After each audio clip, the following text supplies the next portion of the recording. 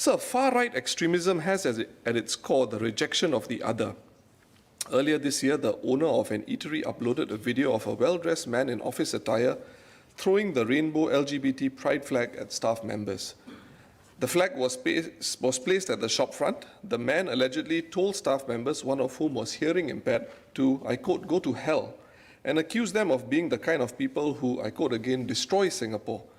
Beyond this incident, it was concerning to read that one of the reasons the eatery owner uploaded the video was, and I quote, to highlight the everyday reality that the LGBTQ community experience when most incidents are not even caught on camera, unquote.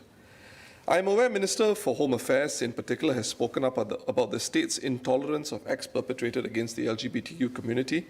Minister has stressed that the government's job is to protect everybody and one's race, religion or sexual orientation was irrelevant. Former Prime Minister Goh Chok Tong also made similar remarks. Beyond a new white paper or maintenance of national harmony white paper updated to identify the key dangers to communal harmony in Singapore for this generation, will the government consider a restatement or an update of its working rules and laws to ensure that there is preservation of strict secularism so that all communities recognize that no one is placed above the other in matters of law, policy and governance in our multiracial and multi-religious society, which also increasingly holds other communities? Thank you. Second, Mr. Singh spoke about our LGBTQ community. I have made the government's position clear.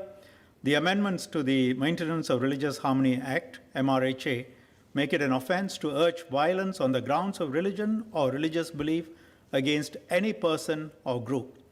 Action can be taken under the MRHA if a religious group using religion attacks a non-religious group, such as LGBT groups or individuals.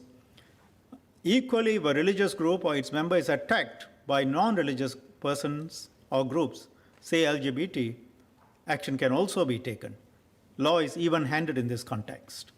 This was emphasized by me during the MRHA's second reading and also during my speech at last year's COS.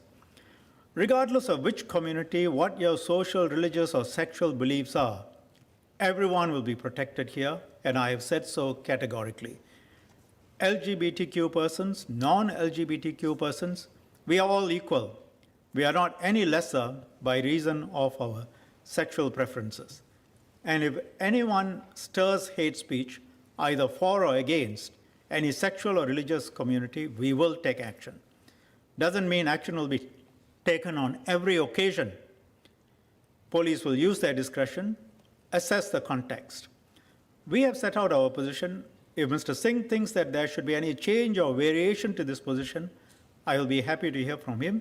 In particular, if he wishes to clarify what exactly is his position on our LGBTQ policies, I'll be happy to hear from him. The second point, I think it was an important remark that the Minister made, which was with regard to the point on LGBT and non-LGBT persons, that they are all equal and no one is any lesser compared to the other. I completely agree with this. I support this. I think it's a very powerful statement, a fair and egalitarian approach to dealing with the matter. And I hope all Singaporeans, regardless of race or religion, actually coalesce around this and have reasoned and respectful conversations on LGBT issues, LGBTQ issues. And I think we'll be stronger as a nation for it.